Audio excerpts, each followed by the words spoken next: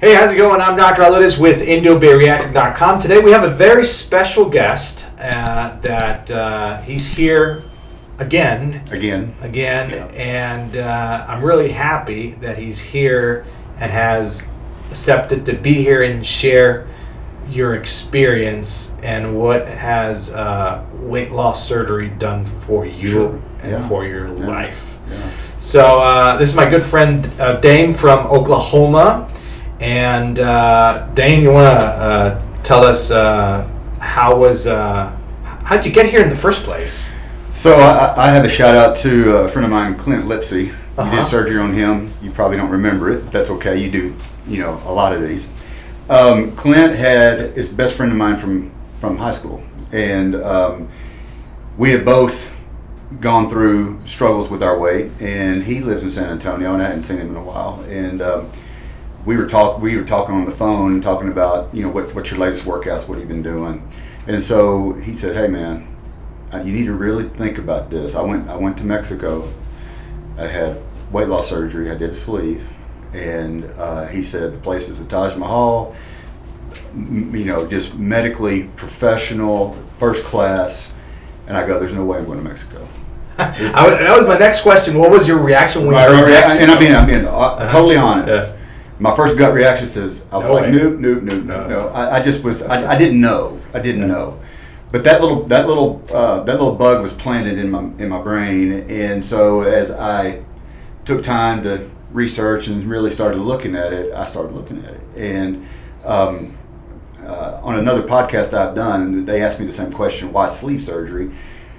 I'm a Dallas Cowboy fan, and so one of the players in the 90s was Nate Newton. And Nate Newton I think at the heaviest he pushed probably 360. He's a big guy, offensive lineman. He retired. I saw him on television 8 or 9 years later, and he was like 190 pounds. I go, what the heck happened to Nate? Is he sick? He had sleeve surgery. And so he looked great. Yeah. I mean, he was healthy. He was a shell of himself of what he was, when he had to move linemen around. But now he did it for his health because he was just way overweight. He ate too much, and it just wasn't healthy. So I go, sleeve surgery does work. So I started doing more research, and I finally landed on, I think this would be something that would be helpful for me. I've always struggled with my weight ever since I was a kid. I would yo-yo. I would get in really good shape, and then I would lose it. And I find that I'm an emotional eater, and that has a toll. One of the things I did do, and I recommend if people are going to do this, I got a therapist. Yeah, it works. And I got a therapist prior to doing the decision, went through some of the stuff, we went through all that. She's seen me. She could be a candidate for you one of these days, we'll see. She saw me go all the way through, lose all the weight.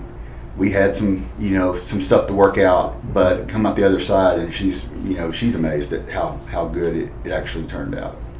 So, but I called Clint, who I need to talk to Brandy. So I called Brandy. She walked me through it.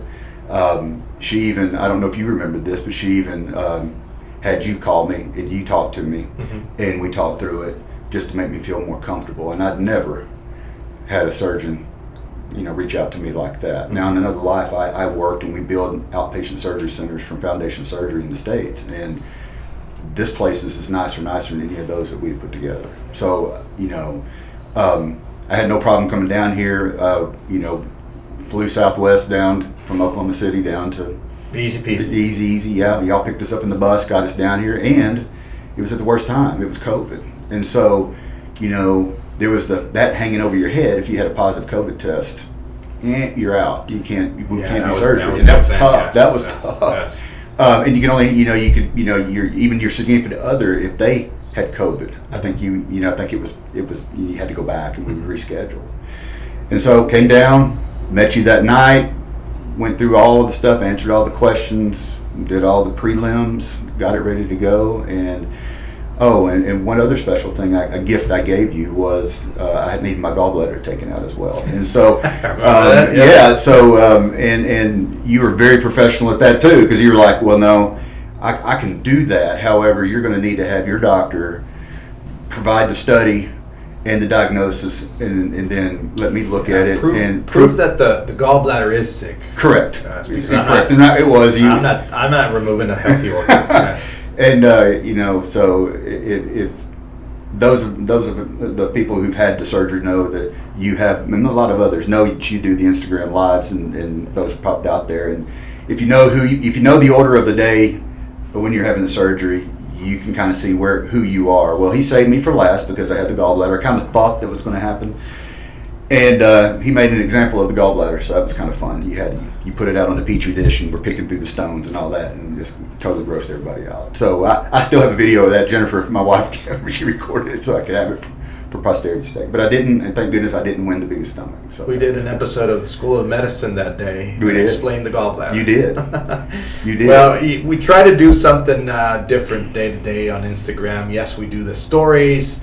Yes, we don't show any faces or marks. I mean, nobody knows it's you if you follow me on Instagram. But you, the patient, if you know that day what order you're going, you'll know that's your surgery. Right. And then we have patients that go the extra mile and say, Dr. A, I would really like for you to play Bon Jovi while you're doing my surgery. And that's even smarter because you have the background music. Yeah.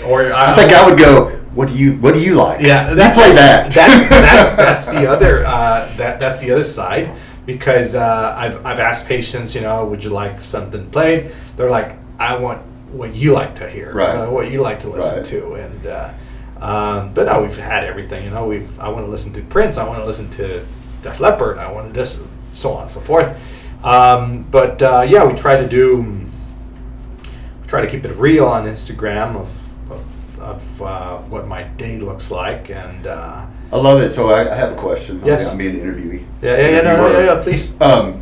Mom's coffee. Do you always do mom's coffee every day? Is that kind of that's like a set in stone thing? Yeah. I kind of got that. Yeah. The other one's Dad's Kiss. I love that. Yeah. I love that. Yeah. And so if you don't do it, I'm like, what's going on? Is that okay? Yeah. Sometimes when I, for any known reason, I'm at mom's and I forget to upload that story. Oh no. I get hell, It's yeah, I'm sure people are like, where's mom? Where's mom at today? Did you go to mom? Yeah. And sometimes it's like, darn it, I forgot to upload the story. Right. And but yeah, I touch base with mom every single day. Love it. At least to try to do so, unless like today was kind of funny. I got to mom's, and just by being there, I got, Mom, I got time. So she brewed me some coffee. She set the coffee on the table. We were talking. I try not to do, when I'm with mom, I try not to do any electronics. So I try to upload that story and put the phone aside. And my mom does all these handcrafts that she likes to do. She's always been like that. And we were just talking, and then probably about 10 minutes in, my phone, the alarm goes off, and it says, Congress meeting in 10 minutes. I forgot, Dane. Oh yeah, we were late. I was late. We were late yesterday. So no, that was this morning. Right. So I was I rushed myself this morning. I go, Mom, I gotta go. I forgot. I've got a meeting. I got a talk to do on this international congress. Oh. I gotta log in. I gotta log in on their system. Oh, no. And I rushed in. I went to my office, and I made it on time. It took me 6 minutes. I texted my mom. I'm online. But I try to touch base with my mom, even though it's I've got meetings or something. Just Mom, don't even brew me coffee today. I'm just gonna give you a kiss. I'm off to work. And then there's my dad, which I try That's to cool. try to That's upload a story where I kiss him goodbye every day. Yeah. But yeah, that's it. So let me pick back up where I was. Yeah, because go ahead. I think it's beneficial. Yes. Had the surgery. Everything's great. I had a little bit of pain, and I told, my daughter's having the surgery. In fact, she had the surgery. You did her surgery today, and I told her group of, I guess it was 3, mm-hmm. four late, but told the group of 3, the only thing I really had was a nagging pain in my chest from the gas, and sure enough, that's what she's got today, and that's nothing to be alarmed about, because that's, we know that's the case. And all of them, they asked me thousands of questions, because I've had, I've had the surgery, gone through it. How was it? What's this? How's that? And is this normal? What do I expect? I'm 2.5 years out, and so they say, you had good results. What are you doing? What are you doing to do those results? And so one of the things that I've started doing, and I don't think you know this, but or maybe you do. There's a company called Primal Health, and they're out of the States. Mark Sisson is kind of the co-starter of Primal Health, and he actually sold Primal Kitchens to I want to say Kraft or Nestle, or one of the big companies, and they make keto friendly dressings and things to put on salads and things. So no soy oils, no bad things go in that. Like avocado oil is good. All those things, they make them that way. He also has what is called Primal Health Coaching, and I'm on the last chapter of that certification. Look at that! And so I actually did a podcast with another Primal Health guy. That's the one I sent you. I saw that one. Yes. So one of the things that I'm really looking at doing is possibly my love for being healthy, but also my love for others who have struggled after getting the sleeve, and maybe hitting a rut 2 years out and not getting the result 2 years out because of some kind of modified behavior or something that's happened. Yes. My target audience is going to be that audience. That's great, because what you're mentioning right now, Dane, is very important for people to understand that the sleeve is a tool. Right. It's not everything. It's not magic. Yeah, it's not magic. It is a very powerful tool. Correct. But it's still a tool. And as you mentioned, some people need therapy. That's another tool. Works in synergy, and you get better results. Right.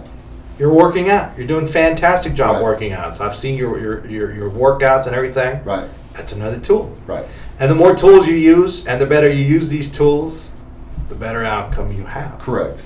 So I know you were close to or if not over the 300-pound range. I tipped the scale when I first started before the liquid diet. I think I was at like 335, 336. I got down to about 220.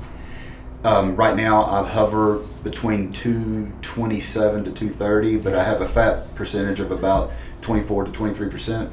So I'm not really worried about the number on the scale anymore. Yeah. I'm worried. I want to stay in that fat. I'd like to get below 20, but that's hard. I'm 55 years old. That's not the norm for a 55-year-old. But I think I can get there. I have the tools to get there. Oh yeah. Yes. Absolutely. Yes. And so, you were taking a whole bunch of medications as well. I'm not on any medication. The only thing I still do is I am on testosterone therapy because my T levels are low, and I go through a physician, an endocrinologist, to do that.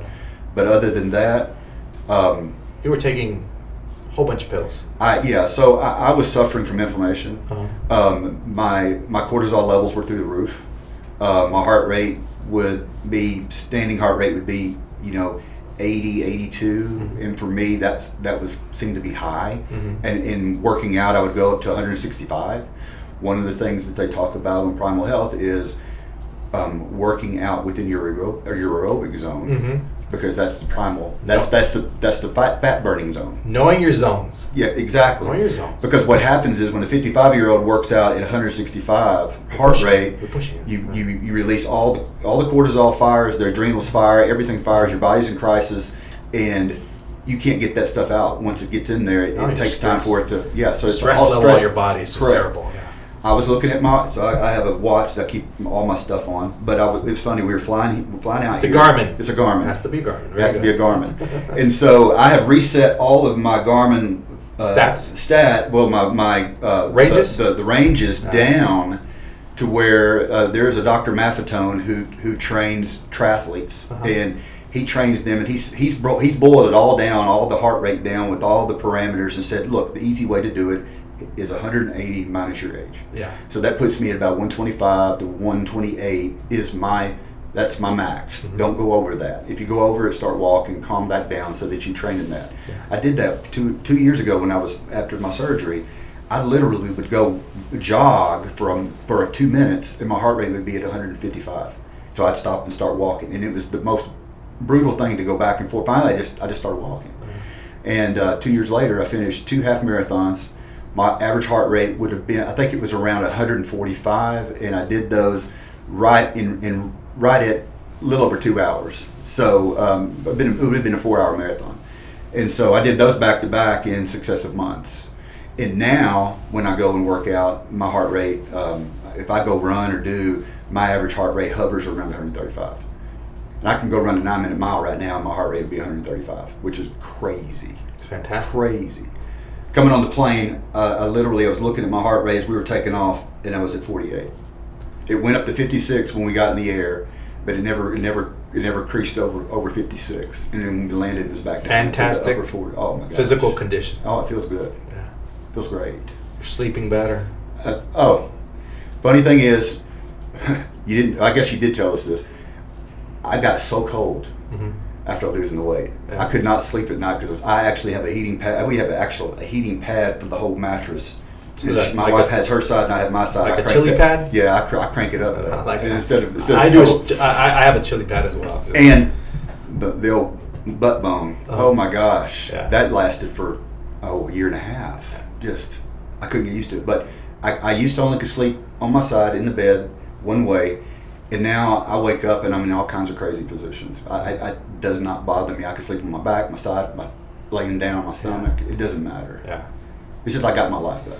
Yeah. Well, yeah. Feeling cold, indeed is. You have a video on that. I have a video on that. Yes, I have a video on that. I like to call it the most common side effect of weight loss surgery is being cold, because once you get weight loss surgery, that you lose that insulation. That fat underneath your skin goes away. But so you've quality of life. Your exercising is fantastic. Yeah. You're sleeping great. I mean, great. Energy levels are. It's through the roof. It all seems like I'm not talking to a 55-year-old guy. I hope you're not. No. I am 55, I have regained my life. I have my friend who got me to come to surgery here. I'm working with him trying to get his life back, because he's gained a little bit. He's not a lot, but he's you do the wrong things. I'll tell you one thing I hadn't done. I have not done because you told me not to do it, and other people do it. I have not had a carbonated drink. Good. In 2.5 years. Good. And I was probably a 12-pack of Diet Coke a day, or Monster drinks a day. Ridiculous. I hadn't had a Diet Coke. I hadn't any fizzy drinks in over 2.5 years. It's great because it's not just the carbonation; it's the chemicals. It's the stuff in it. Yeah. The bad stuff in it. Yeah. And so I'm happy for my daughter because she's a big Diet Coke drinker, and I told her, done. It's over. Change. Can't do it. We're changing. Yeah. We're changing. So you're back here. The reason is you brought your daughter down. I brought my daughter down. I've always told her, she asked me why I was doing the surgery when I first did it, because she's always been heavy. And she didn't want to she didn't want the whole body shaming thing to be something. The younger kids are I'm beautiful the way I am, and I said you are. I said, but I want you to be healthy. At 25 years old, and you're where you are healthy, but at 40, you're going to have a problem. Correct. You're going to have a problem. Yeah. Situation with younger patients, as you're mentioning, is that yes, you can be 25, you can be 30, even 35, and this will depend on the patient. But there are some patients that the body will adapt. Right. And it is buffering. It is adapting to your weight. But it gets to a point that the older you get, it gets to a point that it tips off. And here are the diabetes, the high blood pressure, all these medical conditions, right, because your body just couldn't handle the weight anymore. Correct. So at a certain point, yes, your body is adjusting to the weight. It's handling it. It's trying not to tip over. You know what? It's not only the weight. It's the way you eat. Yeah. What you're taking into your system, and Inflammation. Inflammation is just that's the bad word these days, but that's the truth, because chronic inflammation. Right. Yes. The way she was going, she was cruising just like me, cruising down that road to type 2 diabetes. Mm-hmm. You could just write it down. I could see the signs coming. And so she took that thought and kind of plugged it away. And I guess it's been about a month ago, she reached out. She said, Dad, I think I want to do the surgery. And I said, okay, let's walk through. Why don't you come over and let's walk through it? And so we walked through it, and she had all the right reasons that she wanted to do it. And that's when I reached out to Brandy. We got it. Brand's my coordinator, by the way. You guys don't know. Awesome. Yes. Awesome. Fantastic. So I look for good things to come out of her decision and her little world and her sphere of She's very young. She's got everything ahead. Yes. She changed her game today with her surgery. She changed the game. I was there. I was inside there, and she'll be mind blown with the results. I am sure of it. Well, yes. you set her the path Yeah. that she needs to be on, and I'm gonna take over from here. Yeah. Yeah. So I'm really, really happy for her. So I'm excited. Yes. I'm excited for it. So, but glad to be back. I mean, I wanted to come back. I wanted to come full circle. I wanted to thank you for what you've done in my life. There is a lot of hard work that I've done to do it, but I couldn't do the tool. And I was telling the ladies last night, she goes, well, what if I slept back and go back and eat? I said, look, the great thing about the tool is you cannot hurt yourself at one meal.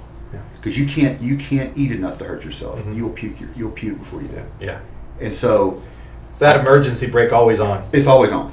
Yeah. It's always on. And so, I try to eat 3 to 4 smaller meals a day. Have a big water intake. I try to keep my carbs at 30 or less. I take all my supplements, all my vitamin D3s, all those things that I've gone through that we've talked about, and it's also in my coaching stuff. And so I'm what I would call fat adapted. My body right now is burning fat. Burning fat for energy and not carbs. Correct. And if I go, Mark likes to call it metabolically flexible. Mm-hmm. I can eat carbs, I can eat fat, whatever. My body knows how to handle getting and digesting those, and it doesn't go back into the carb world anymore. It stays in the fat world. You'd have to do that over a series of several days to make that the change. And so, do I cheat myself? Every once in a while, I'll do a piece of cheesecake, and as Mark would say, the first bite is fantastic, great, best thing you've ever had. Second was really good too. But if there is a point where that bite doesn't get any better, he says, just stop. You don't have to finish it. Mm-hmm. Just stop. And then you've won. When you do that, you have won, and you're in control of what you're eating. You have understood the tool and how it works. Correct. And your system and how you work, and yes. Correct. So I do have a little vice. I like bourbon whiskey, and so there's times where I'll do a shot of whiskey over ice after work, typically on a weekend, and I'll enjoy that. But I have to be careful with the sleeve because the alcohol does hit you a little quicker. But that's about the only real what I would consider no. But I like it. Guilty pleasure. It's a guilty pleasure. So, I work hard. But listen, you still got to live, right? That's right. So life is short, exactly, and you got to be flexible. It's the balance. It's the balance. Yes. So, I'm pro on keto. I like keto. I always push keto. I like my patients going that way.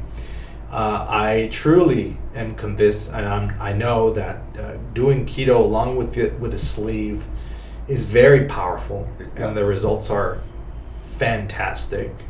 But we had talked about too. We had always talked about at some point you will hit a patch where your body's compensating and catching up, and you're not going to lose like you originally lost. And I told the ladies last night, look, when you have your surgery and Dr. A goes in and does it, that sleeve is swollen as can, and you don't have hardly any room there. You're going to lose weight. Yeah. And it doesn't heal automatically. It's going to take, it could take 6 weeks before you get a really good healing on it that you can actually put food in it and it's doing what it's doing. But when you're 6 months in, that sleeve's healed. Yeah. And guess what? That sleeve at 6 months is nothing like sleeve at day 1. Yeah.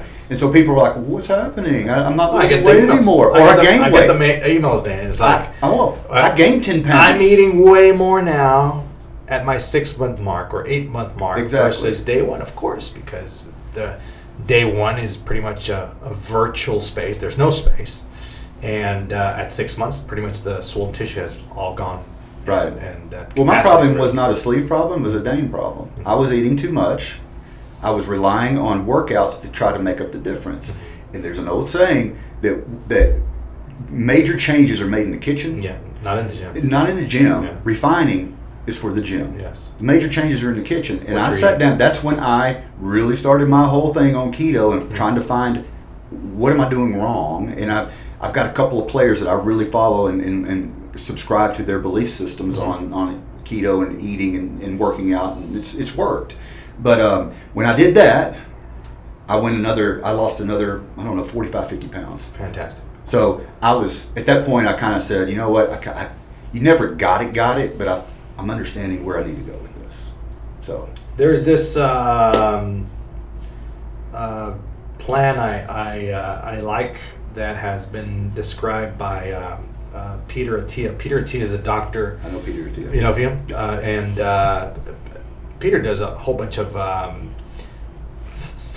He does self-tests on self-tests and self-experiments on exactly. It. But what I like from him... Didn't he start... He started vegan. Yeah. So here goes. Yeah. I like... He mentions 3 things. And he says, you got option 1 is you got to eat less. Restrict the calorie intake. Calorie intake's big. You got to restrict. Option 2 is you got to restrict what you're eating. And another way is your macros, your carbs. Correct. And number 3, option 3 is you got to restrict the time window that you're eating. Correct. Which is intermittent fasting. I like to call it intermittent feeding windows. I like it. so yeah, and I do intermittent fasting. So those are the option 1, 2, and 3. So yes. The calorie, restrict the calorie, what you're eating, and the window. He says, always, I would suggest always, you're doing one of those 3. Correct. Always. So that's good advice. And ideally, you should be doing 2 out of those 3. Right. And he says, every so often, do all 3. All 3. Do intermittent fasting, do carb, or and he's doing, like if he's, I haven't seen him lately, but probably he's become a vegan, but he wasn't vegan. He was pushing low carb. So he was vegan. And then and I may be totally wrong on this, but I'm almost sure he was vegan, and then he went, and I think he's doing carnivore now. Yeah. So he's doing what you're talking about. He's doing some sort of restriction on what he's eating. Correct. And something that you have that Peter doesn't have, Dr. Peter, is a sleeve. Correct. Which is, I tell patients, that is option 1 is calorie restriction. Right. So you will always be doing option 1. You're always with a sleeve doing calorie restriction. Now, if you can add the other 2 options or one out of those 2 options, you're going to be crushing it. Right. Crushing it. Right. And Peter doesn't talk much about weight loss surgery, but I follow him a lot, and he's very knowledgeable. He's also a surgeon. But he's done more into he's gone through the scientific. When he's a stud. Yeah, that guy is like rock. I mean, he's rock hard. Yes. He's built. Yes. He's a good guy. Yes. Really good guy to follow. So anyway, I just like those 3 options that he mentions, and intermittent feeding windows are very, very powerful. Mm-hmm. And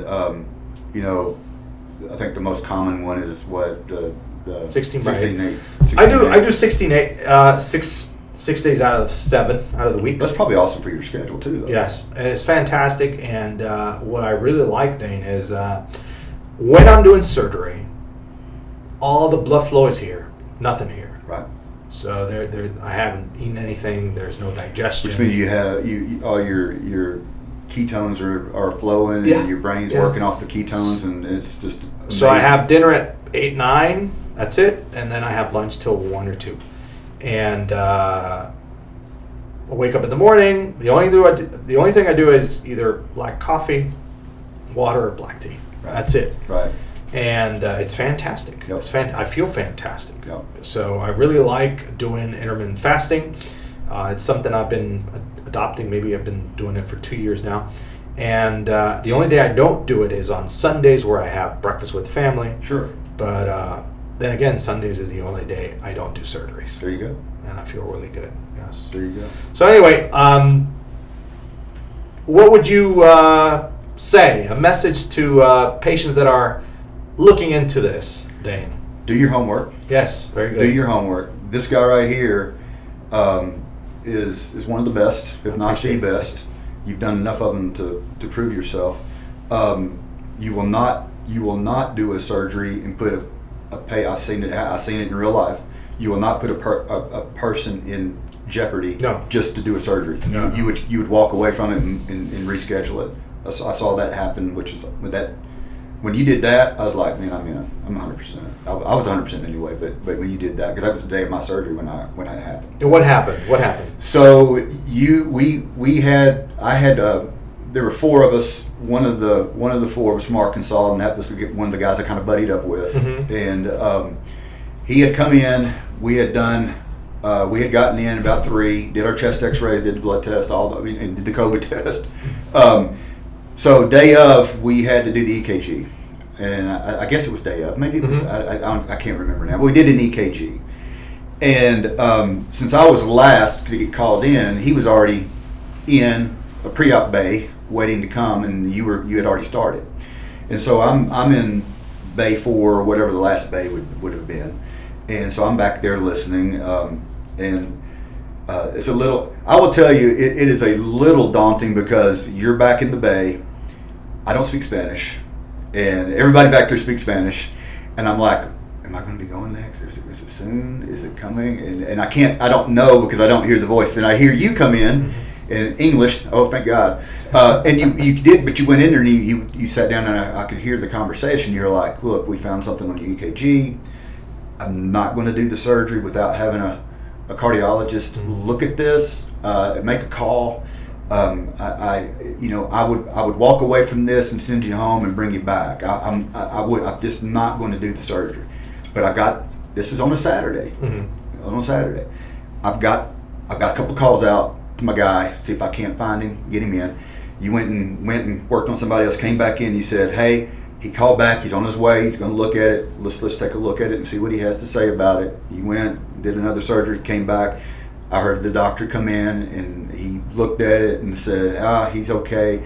You just need to do this, this, and this on the protocol, and you should be good to go. And he said, great, we'll do it. And so you pulled him out and got it done, and everything went fine. Yeah, went fine. So I was like, wow.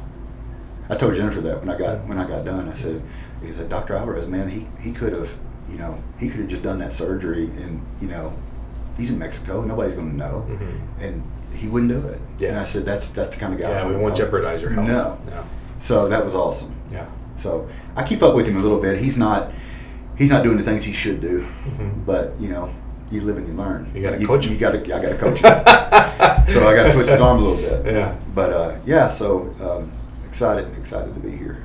Well, Dane, I really want to thank you for number one, coming back here. Absolutely. And coming back here, not just because, but with your daughter. Yeah. I mean, I got one of my own, Right. I know. I see that too. Goodness. Yep. They grow up quick. Yeah. Putting your daughter in somebody else's hands, I appreciate the trust. Means everything to me. Thank you. And well, you got my wife got turned loose of that too, so you won her trust as well. So I really appreciate the trust, and coming all the way down here again from Oklahoma. And the other thing is, of course, for you to be sharing this awesome. Well, these are my peeps. I mean, the people who will probably watch a lot of this will be people who've had the surgery, which that's awesome because I'm one of you. I'm one of the the members of the gang, so to speak. Correct, of the community. And I want to, I don't want to overstep bounds, but I would love to help. If there's people out there that are struggling with it, not doing the things they need to be doing, not a sleeve issue, but a me issue, I can give them some pointers and point them in the right direction. But that's all on them. Yeah. It's not on me. Yeah. But that's where my passion is. I've already started. I've got some people. I may be actually about to have you another patient. So I've been working with somebody in Oklahoma that's struggle. I had another patient.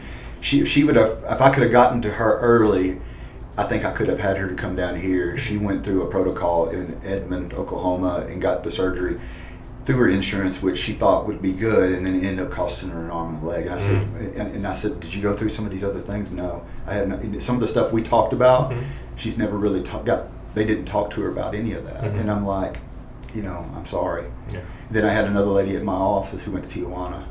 I said, okay. And she goes, what did you do? And I told her I had to sleep. She goes, I'm doing one. I said, where are you going? Mexico. I said, are you going down to? No, I'm going to Tijuana. I said, are you on a liquid diet or anything? She goes, no, I'm just supposed to show up and they're going to do the deal. And I said, did they kind of give you like a post-op deal? And she goes, well, yeah, there's liquids, soft foods, and then solid foods. And she's failing miserably right now. So I've actually taken her under my wing. I'm trying to get her. So I'm telling you, not all